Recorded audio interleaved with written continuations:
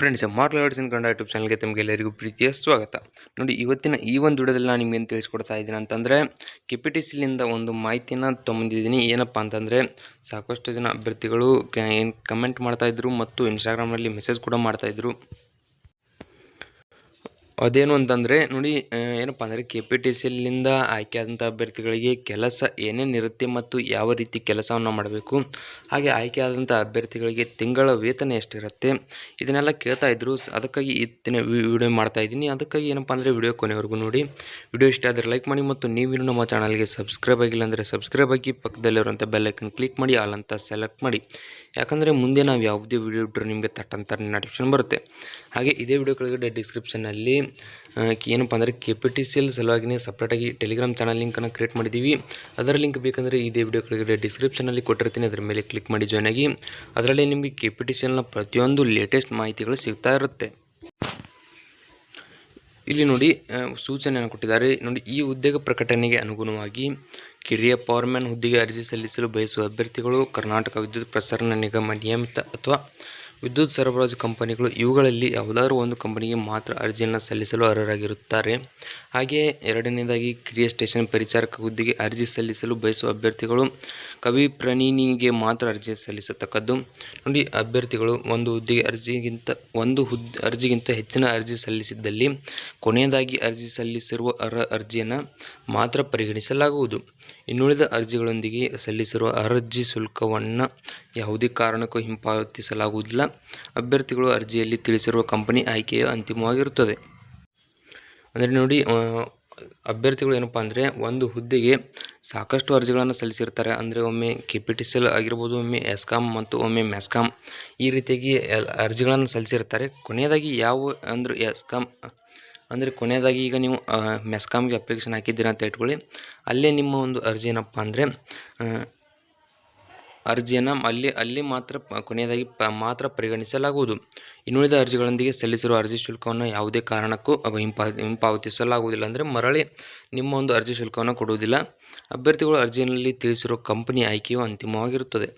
ಹಾಗೆ ನಾಲ್ಕನೇದಾಗಿ ಕರ್ನಾಟಕ ವಿದ್ಯುತ್ ಪ್ರಸರಣ ನಿಗಮ ನಿಯಮಿತದಲ್ಲಿ ಕಿರಿಯ ಸ್ಟೇಷನ್ ಪರಿಚಾರಕ ಅಥವಾ ಕಿರಿಯ ಪವರ್ಮ್ಯಾನ್ ಹುದ್ದೆಗೆ ಆಯ್ಕೆಯಾಗುವ ಅಭ್ಯರ್ಥಿಗಳನ್ನು ರಾಜ್ಯಾದ್ಯಂತ ಕವಿ ಪ್ರಣಿನಿ ಯಾವುದೇ ಕಚೇರಿಗಳ ವ್ಯಾಪ್ತಿಗೆ ಸ್ಥಳ ನಿಯುಕ್ತಿಗೊಳಿಸಲಾಗುವುದು.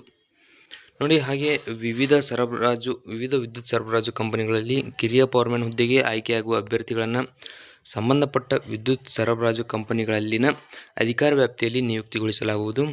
ಹಾಗೆಯೇ ಆರನೇದಾಗಿ ಅರ್ಹ ಅಭ್ಯರ್ಥಿಗಳ ಕೊರತೆಯಿಂದ ಭರ್ತಿಯಾಗದೆ ಉಳಿಯುವ ಹುದ್ದೆಗಳನ್ನು ಸರ್ಕಾರದಲ್ಲಿ ಚಾಲ್ತಿರುವ ಮೀಸಲಾತಿ ನಿಯಮಗಳ ಅನುಸಾರ ಬ್ಯಾಕ್ಲಾಗ್ ಎಂದು ಪರಿಗಣಿಸಲಾಗುವುದು. ನೋಡಿ, ಅದನ್ನು ಕೂಡ ಕೇಳ್ತಾ ಇದ್ರು ಸಾಕಷ್ಟು ಅಭ್ಯರ್ಥಿಗಳು. ಬ್ಯಾಕ್ಲಾಗ್ ಹುದ್ದೆಗಳಂತ ಅಂದರೆ ಏನು ಅಂತ ಇಲ್ಲಿ ಹೇಳಿದ್ದಾರೆ. ನೋಡಿ, ಅರ್ಹ ಅಭ್ಯರ್ಥಿಗಳ ಕೊರತೆಯಿಂದ ಭರ್ತಿಯಾಗದೆ ಉಳಿಯುವ ಹುದ್ದೆಗಳನ್ನು ಸರ್ಕಾರದಲ್ಲಿ ಚಾಲ್ತಿರುವ ಮೀಸಲಾತಿಯ ನಿಯಮಗಳ ಅನುಸಾರ ಬ್ಯಾಕ್ಲಾಗ್ ಎಂದು ಪರಿಗಣಿಸಲಾಗುವುದು. ಏಳನೇದಾಗಿ ನೋಡಿ, ವಿಕಲಚೇತನ ಅಭ್ಯರ್ಥಿಗಳ ಭರ್ತಿಯನ್ನು ಸರ್ಕಾರದ ಆದೇಶ ಸಂಖ್ಯೆ ದಿನಾಂಕ 22/11/2016ರಲ್ಲಿ ತಿಳಿಸಿರುವ ಮಾರ್ಗಸೂಚಿಯಂತೆ ಮಾಡಲಾಗುವುದು. ಹಾಗೆ ಎಂಟನೇದಾಗಿ ಅನುಚ್ಛೇದ 371J ಅಡಿಯಲ್ಲಿ ಆಯ್ಕೆಗೊಳ್ಳುವ ಅಭ್ಯರ್ಥಿಗಳನ್ನು ಕಲ್ಯಾಣ ಕರ್ನಾಟಕ ಪ್ರದೇಶ ವ್ಯಾಪ್ತಿಯ ಹುದ್ದೆಗಳಿಗೆ ಮಾತ್ರ ಮಾಡಲಾಗುವುದು. ಹಾಗೆ ನೋಡಿ, ಸಂಭಾವನೆ ಬಂದುಬಿಟ್ಟು ಇದನ್ನು ನೋಡಿ ಕರೆಕ್ಟಾಗಿ ನೋಡ್ಕೊಳ್ಳಿ. ಇದನ್ನು ಮಾತ್ರ ಸಾಕಷ್ಟು ಅಭ್ಯರ್ಥಿಗಳು ಕೇಳ್ತಾಯಿದ್ರು, ಎಷ್ಟು ಪೇಮೆಂಟ್ ಇರುತ್ತೆ, ಹಾಗೆ ಏನು ಇನ್ಕ್ರೀಸ್ ಆಗುತ್ತಾ ಇಲ್ಲ ಅಂತ. ನೋಡಿ, ಕ್ರೋಢೀಕೃತ ಸಂಭಾವನೆ ನೋಡೋದಾದರೆ ಮೊದಲ 3 ವರ್ಷಗಳು, 1ನೇ ವರ್ಷ 17,000 ರೂಪಾಯಿ ನಿಮಗೆ ತಿಂಗಳಿಗೆ ಇರುತ್ತೆ. 2ನೇ ವರ್ಷ 19,000 ರೂಪಾಯಿ ತಿಂಗಳಿಗೆ ಇರುತ್ತೆ. ಹಾಗೆ 3ನೇ ವರ್ಷ ಮಾಸಿಕ 21,000 ರೂಪಾಯಿ ಏನಪ್ಪ ಅಂದರೆ ಇನ್ಕ್ರೀಸ್ ಆಗುತ್ತೆ. ಹಾಗೆ ನೋಡಿ, ಆಯ್ಕೆಯಾದ ಅಭ್ಯರ್ಥಿಗಳನ್ನು ಕವಿ ಪ್ರಣಿನಿ ನೌಕರಿ ಭರ್ತಿ ಮತ್ತು ಬಡ್ತಿ ನಿಯಮಾವಳಿಗಳು ಹಾಗೂ ವಿದ್ಯುತ್ ಸರಬರಾಜು ಕಂಪನಿಗಳ ನೌಕರಿ ಭರ್ತಿ ಮತ್ತು ಬಡ್ತಿ ನಿಯಮಾವಳಿಗಳ ಅಧ್ಯಯನ 1ರಂತೆ ಕೆಲವು ಷರತ್ತುಗಳ ಪಟ್ಟು 3 ವರ್ಷಗಳ ಅವಧಿಗೆ ತರಬೇತಿಗೆ ಒಳಪಡಿಸಲಾಗುವುದು. ತರಬೇತಿಯ ಅವಧಿಯಲ್ಲಿ ಈ ಮೇಲೆ ತಿಳಿಸಿರುವ ಕ್ರೋಢೀಕೃತ ಸಂಭಾವನೆಯನ್ನು ಹೊರತುಪಡಿಸಿ ಇನ್ನಿತರ ಯಾವುದೇ ಭತ್ಯೆ ಹಾಗೂ ಸೌಲಭ್ಯಗಳನ್ನು ಪಡೆಯತಕ್ಕದ್ದಲ್ಲ. ಅಂದರೆ ಈಗ ನಾನು ಇಲ್ಲಿ ಏನು ಹೇಳಿದೆ ನಿಮಗೆ, 3ನೇ ವರ್ಷ ಅಂದರೆ ಮೊದಲನೇ ವರ್ಷ 17,000, 2ನೇ ವರ್ಷ 19,000, 3ನೇ ವರ್ಷ 21,000. ಅಂದರೆ 3 ವರ್ಷಗಳ ಕಾಲ ನಿಮ್ಗೆ ಏನಪ್ಪ ಅಂದರೆ ಟ್ರೈನಿಂಗನ್ನು ನೀಡ್ತಾರೆ. ಟ್ರೈನಿಂಗ್ನಲ್ಲಿ ಈ ರೀತಿಯಾಗಿ ತಿಂಗಳಿಗೆ ನಿಮಗೆ ವೇತನ ಕೂಡ ಇರುತ್ತೆ. ಟ್ರೈನಿಂಗ್ ಮುಗಿದ ನಂತರ ನೀವೇನು ಡ್ಯೂಟಿಗೆ ಜಾಯ್ನ್ ಆಗ್ತೀರಾ ಅವಾಗ ನೋಡೋದಾದರೆ ನೋಡಿ, 3 ವರ್ಷದ ತರಬೇತಿಯನ್ನು ತೃಪ್ತಿಕರವಾಗಿ ಪೂರೈಸಿದ ನಂತರ ಅಭ್ಯರ್ಥಿಗಳನ್ನು ವೇತನ ಶ್ರೇಣಿಯನ್ನು ನೋಡಿ 21 ಇದ್ದಿದ್ದು ಡೈರೆಕ್ಟ್ ಏನಪ್ಪ ಅಂದರೆ 28,550ರಿಂದ ಪ್ರಾರಂಭ ಆಗುತ್ತೆ.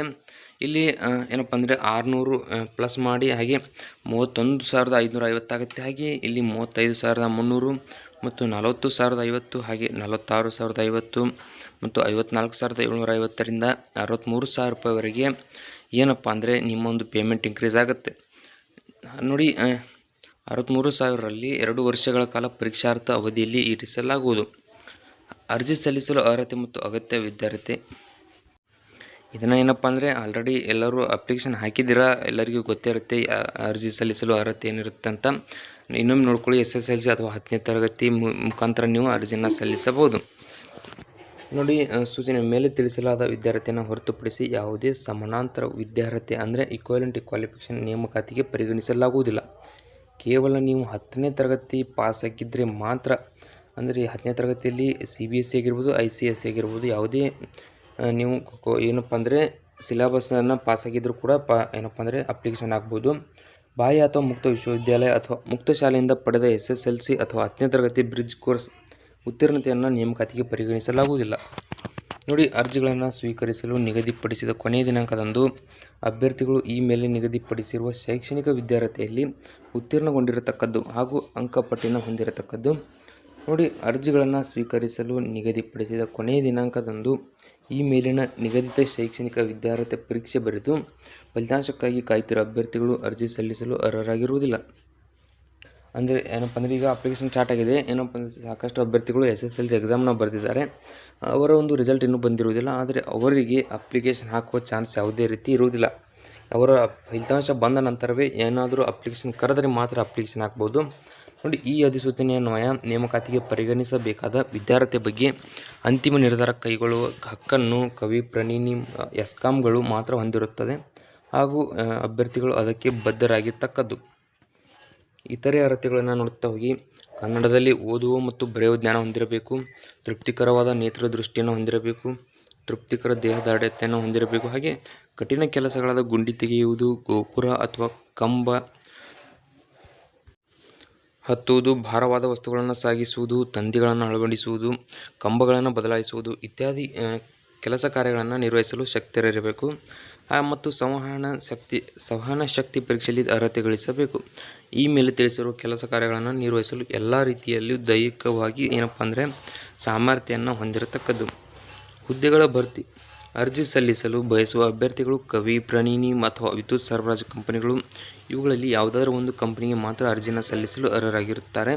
ಅಭ್ಯರ್ಥಿಗಳು ಒಂದು ಹುದ್ದೆಗೆ ಒಂದಕ್ಕಿಂತ ಹೆಚ್ಚಿನ ಅರ್ಜಿ ಸಲ್ಲಿಸಿದ್ದಲ್ಲಿ ಕೊನೆಯದಾಗಿ ಅರ್ಜಿ ಸಲ್ಲಿಸಿರುವ ಅರ್ಹ ಅರ್ಜಿಯನ್ನು ಮಾತ್ರ ಪರಿಗಣಿಸಲಾಗುವುದು. ಇದನ್ನು ಆಲ್ರೆಡಿ ಹೇಳಿದ್ದೀನಿ.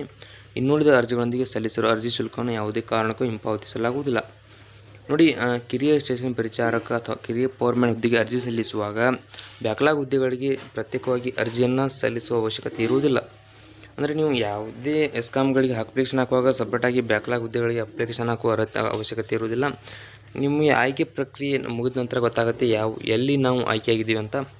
ನೋಡಿ, ಆಯ್ಕೆ ವಿಧಾನ ಬಂದುಬಿಟ್ಟು ಸಹನಶಕ್ತಿ ಪರೀಕ್ಷೆಯ ಕನಿಷ್ಠ 3 ಸ್ಪರ್ಧೆಗಳಲ್ಲಿ ಅರ್ಹತೆಯನ್ನು ಹೊಂದಿರುವಂಥ ಅಭ್ಯರ್ಥಿಗಳನ್ನು SSLC ಅಥವಾ 10ನೇ ತರಗತಿ ಪರೀಕ್ಷೆಯ ವಿದ್ಯಾರ್ಥಿಯಲ್ಲಿ ಗಳಿಸಿರುವ ಶೇಕಡಾವಾರು ಅಂಕಗಳ ಜ್ಯೇಷ್ಠತೆ ಆಧಾರದ ಮೇಲೆ ಕರ್ನಾಟಕ ಸರ್ಕಾರದಲ್ಲಿ ಚಾಲ್ತಿರುವ ಮೀಸಲಾತಿ ನಿಯಮಗಳನ್ನು ಪಾಲಿಸಿ ಆಯ್ಕೆ ಮಾಡಲಾಗುವುದು.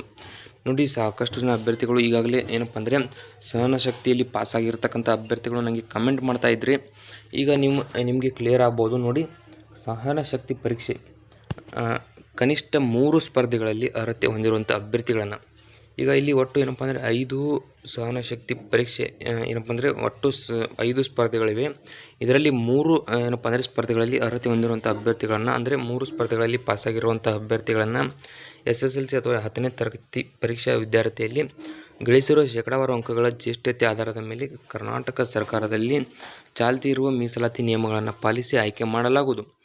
ಯಾವ್ಯಾವ 5 ಸ್ಪರ್ಧೆಗಳಿವೆ ಅಂತ ನೋಡ್ತಾ ಹೋಗಿ, ಮೊದಲನೇದಾಗಿ ವಿದ್ಯುತ್ ಕಂಬ ಹತ್ತಬೇಕು, ಅದು ಕೂಡ 8 ಮೀಟರ್ ಕಡ್ಡಾಯವಾಗಿ ಹತ್ತಬೇಕು.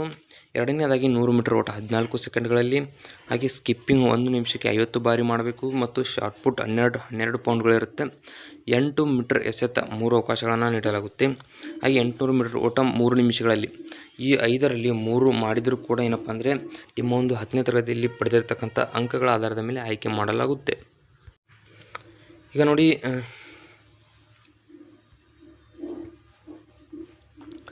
ಟಿಪ್ಪಣಿಯನ್ನು ಕೊಟ್ಟಿದ್ದಾರೆ. ಸಹನ ಶಕ್ತಿ ಪರೀಕ್ಷೆಯ ಸ್ಪರ್ಧೆಗಳಲ್ಲಿಯೇ ಯಾವುದೇ ಅಂಕಗಳನ್ನು ನಿಗದಿಪಡಿಸಿರುವುದಿಲ್ಲ. ಅಭ್ಯರ್ಥಿಗಳು ಆಯ್ಕೆಗೆ ಅರ್ಹರಾಗಲು ಕಡ್ಡಾಯವಾಗಿ ವಿದ್ಯುತ್ ಕಂಬವನ್ನು ಹತ್ತುವುದು ಮತ್ತು ಇನ್ನುಳಿದ ಸ್ಪರ್ಧೆಗಳ ಪೈಕಿ ಕನಿಷ್ಠ 2ರಲ್ಲಿ ಅರ್ಹತೆಯನ್ನು ಪಡೆಯತಕ್ಕದ್ದು. ನೋಡಿ, 5ರಲ್ಲಿ 3 ಕಂಪ್ಲೀಟ್ ಮಾಡಬೇಕು.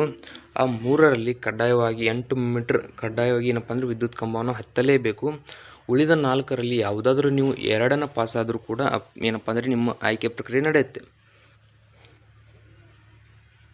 ಇಲ್ಲಿ ನೋಡಿ, ಕಂಬ ಹತ್ತುವ ಸ್ಪರ್ಧೆಗೆ ಬೇಕಾಗಿರುವ ಎಲ್ಲ ರೀತಿಯ ಮುನ್ನೆಚ್ಚರಿಕೆಗಳನ್ನು ಕೈಗೊಳ್ಳಲಾಗಿರುತ್ತದೆ. ಆದಾಗ್ಯೂ ಅಭ್ಯರ್ಥಿಗಳು ತಮ್ಮ ಸ್ವಂತ ಹೊಣೆಯಿಂದಲೇ ಸ್ಪರ್ಧೆಯಲ್ಲಿ ಪಾಲ್ಗೊಳ್ಳುವುದರಿಂದ ಯಾವುದಾದ್ರೂ ಅವಘಡಗಳು ಸಂಭವಿಸಿದ್ದಲ್ಲಿ ಅಭ್ಯರ್ಥಿಗಳ ವೈದ್ಯಕೀಯ ವೆಚ್ಚ ಅಥವಾ ಇನ್ಯಾವುದೇ ಪರಿಹಾರವನ್ನು ನಿಗಮ ಅಥವಾ ಕಂಪನಿ ಭರಿಸಲಾಗುವುದಿಲ್ಲ. ಸಹನಶಕ್ತಿ ಪರೀಕ್ಷೆ ಸಮಯದಲ್ಲಿ ಅಭ್ಯರ್ಥಿಗಳು ಸರ್ಕಾರಿ ಜಿಲ್ಲಾ ವೈದ್ಯಾಧಿಕಾರಿಗಳಿಂದ ನೀಡಲಾಗುವ ಶಾರೀರಿಕ ದಾರ್ಢ್ಯತೆ ಸಂಬಂಧ ವೈದ್ಯಕೀಯ ಅರ್ಹತಾ ಪ್ರಮಾಣ ಪತ್ರವನ್ನು ಹಾಜರುಪಡಿಸಬೇಕು. ನೋಡಿ, ಸಹನಶಕ್ತಿ ಪರೀಕ್ಷೆಗೆ ಅಭ್ಯರ್ಥಿಗಳನ್ನು SSLC ಅಂದರೆ 10ನೇ ತರಗತಿಯಲ್ಲಿ ಗಳಿಸಿರುವ ಅಂಕಗಳ ಅರ್ಹತೆಯ ಆಧಾರದ ಮೇಲೆ 1:5 ಅನುಪಾತದಲ್ಲಿ ಕರೆಯಲಾಗುವುದು. ಹಾಗೆ ಮೂಲ ದಾಖಲಾತಿಗಳು, ಪ್ರಮಾಣ ಪತ್ರಗಳ ಇತರೆ ದಾಖಲಾತಿಗಳ ಪರಿಶೀಲನೆಯನ್ನು ಸಹನಶಕ್ತಿ ಪರೀಕ್ಷೆಗೆ ನಿಗದಿಪಡಿಸಿದ ದಿನಾಂಕದಂದು ಮಾಡಲಾಗುವುದು. ಹಾಗೆ ಸಹನಶಕ್ತಿ ಪರೀಕ್ಷೆಯ ಸಮಯಕ್ಕೆ ಮೂಲ ದಾಖಲಾತಿಗಳು, ಸ್ವಯಂ ದೃಢೀಕೃತ ಪ್ರತಿಗಳನ್ನು ಕಡ್ಡಾಯವಾಗಿ ಸಲ್ಲಿಸಬೇಕು. ಅಭ್ಯರ್ಥಿಯು ಮೂಲ ದಾಖಲಾತಿಗಳನ್ನು ಪರಿಶೀಲನೆ ಸಮಯದಲ್ಲಿ ಸಲ್ಲಿಸದಿದ್ದಲ್ಲಿ ಸಹನಶಕ್ತಿ ಪರೀಕ್ಷೆಗೆ ಭಾಗವಹಿಸಲು ಅವಕಾಶವನ್ನು ನೀಡಲಾಗುವುದಿಲ್ಲ. ನೋಡಿ, ಸಹನಶಕ್ತಿ ಪರೀಕ್ಷೆಯ ಸಂಭಾವ್ಯ ದಿನಾಂಕವನ್ನು ಮತ್ತು ಸಹನಶಕ್ತಿ ಪರೀಕ್ಷೆ ನಡೆಸಲಾಗುವ ಪರೀಕ್ಷಾ ಕೇಂದ್ರಗಳ ವಿವರಗಳನ್ನು ಕವಿಪ್ರಣಿನಿ ಮತ್ತು ಆಯಾ ವಿದ್ಯುತ್ ಸರಬರಾಜು ಕಂಪನಿಗಳ ವೆಬ್ಸೈಟ್ನಲ್ಲಿ ಮುಂದಿನ ದಿನಗಳಲ್ಲಿ ತಿಳಿಸಲಾಗುವುದು. ಸಹನಶಕ್ತಿ ಪರೀಕ್ಷಾ ಕೇಂದ್ರಗಳನ್ನು ನಿಗದಿಪಡಿಸುವ ನಿರ್ಣಯವು ಕವಿಪ್ರಣಿನಿ ಮತ್ತು ವಿವಿಧ ವಿದ್ಯುತ್ ಸರಬರಾಜು ಕಂಪನಿಗಳದ್ದಾಗಿರುತ್ತದೆ. ನೋಡಿ, ಸಹನಶಕ್ತಿ ಪರೀಕ್ಷೆಯನ್ನು ಕವಿಪ್ರಣಿನಿ ಮತ್ತು ಎಸ್ಕಾಂಗಳು ನಿಗದಿಪಡಿಸಿರುವ ಕೇಂದ್ರಗಳಲ್ಲಿ ನಡೆಸಲಾಗುವುದು. ಈ ವಿಷಯದಲ್ಲಿ ಕವಿಪ್ರಣಿನಿ ಅಥವಾ ಎಸ್ಕಾಂಗಳ ತೀರ್ಮಾನವೇ ಅಂತಿಮವಾಗಿರುತ್ತದೆ. ಸಹನಶಕ್ತಿ ಪರೀಕ್ಷಾ ಕೇಂದ್ರಗಳ ಬದಲಾವಣೆ ಕುರಿತಂತೆ ಸಲ್ಲಿಸುವ ಕೋರಿಕೆಗಳನ್ನು ತಿರಸ್ಕರಿಸಲಾಗುವುದು. ಹಾಗೆಯೇ ಅಭ್ಯರ್ಥಿಗಳು ತಮಗೆ ನಿಗದಿಪಡಿಸಿರುವ ಸಹನಶಕ್ತಿ ಪರೀಕ್ಷಾ ಕೇಂದ್ರಕ್ಕೆ ತಮ್ಮ ಸ್ವಂತ ಖರ್ಚಿನಲ್ಲಿ ಹಾಜರಾಗತಕ್ಕದ್ದು ಮತ್ತು ಅಭ್ಯರ್ಥಿಗಳು ಯಾವುದೇ ರೀತಿಯ ಪ್ರಯಾಣ ಭತ್ಯೆಗೆ ಅರ್ಹರಾಗಿರುವುದಿಲ್ಲ. ನೋಡಿ, ನೀವು ಸಹನಶಕ್ತಿ ಪರೀಕ್ಷೆಗೆ ಹೋಗ್ತಾ ಇರ್ತೀರ, ನಿಮಗೆ ಯಾವುದೇ ರೀತಿ KPTCಲಿಂದ ಆಗಿರ್ಬೋದು, ಏನಪ್ಪ ಅಂದರೆ ಒಂದು KPTC ಇಲಾಖೆಯಿಂದ ಆಗಿರ್ಬೋದು, ಯಾವುದೇ ರೀತಿ ನಿಮಗೆ ಭತ್ಯೆಯನ್ನು ನೀಡಲಾಗುವುದಿಲ್ಲ. ನೀವು ಹೋಗಬೇಕಂದ್ರೆ ನಿಮ್ಮ ಸ್ವಂತ ಖರ್ಚನ್ನು ಮಾಡಿಕೊಂಡು ಹೋಗಬೇಕಾಗತ್ತೆ. ಹಾಗೆ ನೋಡಿ, ಶ್ರವಣದೋಷ ಅಂಗವಿಕಲತೆ ಹೊಂದಿರುವ ಅಭ್ಯರ್ಥಿಗಳಿಗೆ ಅರ್ಜಿ ಶುಲ್ಕ ಪಾವತಿಯಿಂದ ವಿನಾಯಿತಿ ನೀಡಲಾಗಿರುತ್ತೆ. ಆದಾಗ್ಯೂ ಸದರಿ ಅಂಗವಿಕಲತೆ ಬಗ್ಗೆ ಸಕ್ಷಮ ಪ್ರಾಧಿಕಾರಿಯವರು ನೀಡಿರುವ ವೈದ್ಯಕೀಯ ದೃಢೀಕರಣ ಅಥವಾ ಅಂಗವಿಕಲತೆಯ ದೃಢೀಕರಣ ಪತ್ರ ಮತ್ತು ಇತ್ತೀಚಿನ ವರದಿಯನ್ನು ಹಾಜರುಪಡಿಸಬೇಕು. ಇಲ್ಲಿ ನೋಡ್ತಾ ಹೋಗಿ,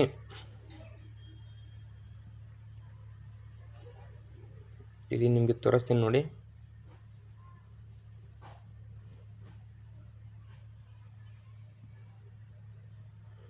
ಈ KPTC ಹುದ್ದೆಗೆ ಆಯ್ಕೆಯಾದಂಥ ಅಭ್ಯರ್ಥಿಗಳಿಗೆ ಯಾವ ರೀತಿ ಕೆಲಸ ಇರುತ್ತೆ ಅಂತ ಅದನ್ನು ಹೇಳ್ತೀನಿ ನೋಡಿ. ಇಲ್ಲಿ ಬಂತು ನೋಡಿ, ಕಿರಿಯ ಸ್ಟೇಷನ್ ಪರಿಚಾರಕ ಮತ್ತು ಹುದ್ದೆಯ ಕೆಲಸ ಮತ್ತು ಜವಾಬ್ದಾರಿಗಳು. ಕಿರಿಯ ಸ್ಟೇಷನ್ ಪರಿಚಾರಕ ಹುದ್ದೆಯ ಕೆಲಸ ಮತ್ತು ಜವಾಬ್ದಾರಿಗಳು. ಮೊದಲನೇದಾಗಿ ನೋಡಿ, ವಿದ್ಯುತ್ ಗೋಪುರ ಹಾಗೂ ಕಂಬಗಳನ್ನು ಹತ್ತುವುದು, ವಿದ್ಯುತ್ ಕಂಬಗಳ ನೆಡುವಿಕೆ, ಗುಂಡಿಗಳ ಅಗೆಯುವಿಕೆ, ಕಂಬಗಳ ಮತ್ತು ಪೂರಕ ಸಾಮಗ್ರಿಗಳನ್ನು ಹೊರುವುದು, ಸ್ಟೇಷನ್ನ ಸ್ವಚ್ಛತೆ, ಕ್ಲೀನಿಂಗ್ ಯಾರ್ಡ್ನಲ್ಲಿರುವ ಕೇಬಲ್ ಉಪಕರಣಗಳ ಸ್ವಚ್ಛತೆ, ಟ್ರಾನ್ಸ್ಫಾರ್ಮರ್, ಸ್ಟೇಷನ್ ಆವರಣದಲ್ಲಿರುವ ಹುಲ್ಲುಗಳನ್ನು ಕತ್ತರಿಸುವುದು, GOS ಕಾರ್ಯನಿರ್ವಹಣೆ, ಸೂಚನೆಯ ಮೇರೆಗೆ ಸಂಪರ್ಕ ಕಡಿತಗೊಳಿಸುವಿಕೆ, ಗ್ರೌಂಡ್ ಪಿಟ್ಗೆ ನೀರು ಹಾಯಿಸುವುದು, ಸ್ಟೇಷನ್ ಕಾರ್ಯನಿರ್ವಹಣೆಯ ಬಗ್ಗೆ ಪಾಳಿ ಮತ್ತು ಇತರೆ ಸಿಬ್ಬಂದಿಗಳಿಗೆ ಸಹಾಯ ಮಾಡುವುದು, ಅವಶ್ಯವಿದ್ದಲ್ಲಿ ಸಾಮಾನ್ಯ ಭಾರದ ವಸ್ತುಗಳನ್ನು ಹೊರುವುದು, ಹಾಗೆ T&P ಸಾಮಗ್ರಿಗಳ ನಿರ್ವಹಣೆ ಅಲ್ಲದೆ ಶಾಖೆಯ ಮುಖ್ಯಸ್ಥರು ನಿಗಮದ ಹಿತದೃಷ್ಟಿಯಿಂದ ವಹಿಸುವ ಇತರೆ ಯಾವುದೇ ಕೆಲಸಗಳನ್ನು ನಿರ್ವಹಿಸುವುದು. ಹಾಗೆ ನೋಡ್ತಾ ಹೋಗಿ, ಎರಡನೇದಾಗಿ ಅಗತ್ಯವಿರುವ ಸ್ಥಳಗಳಲ್ಲಿ ಪಾಳಿ ಆಧಾರದಲ್ಲಿ ಕಾರ್ಯನಿರ್ವಹಿಸಬೇಕು. ಕಿರಿಯ ಫೋರ್ಮ್ಯಾನ್ ಹುದ್ದೆಯ ಕೆಲಸ ಮತ್ತು ಜವಾಬ್ದಾರಿಗಳು. ಇಲ್ಲಿ ನೋಡಿರುವುದು ಕಿರಿಯ ಸ್ಟೇಷನ್ ಪರಿಚಾರಕ ಹುದ್ದೆಯ ಕೆಲಸ ಮತ್ತು ಜವಾಬ್ದಾರಿಗಳು. ಈಗ ಇಲ್ಲಿ ನೋಡ್ತಾ ಹೋಗಿ, ಕಿರಿಯ ಫೋರ್ಮ್ಯಾನ್ ಹುದ್ದೆಯ ಕೆಲಸ ಮತ್ತು ಜವಾಬ್ದಾರಿಗಳು.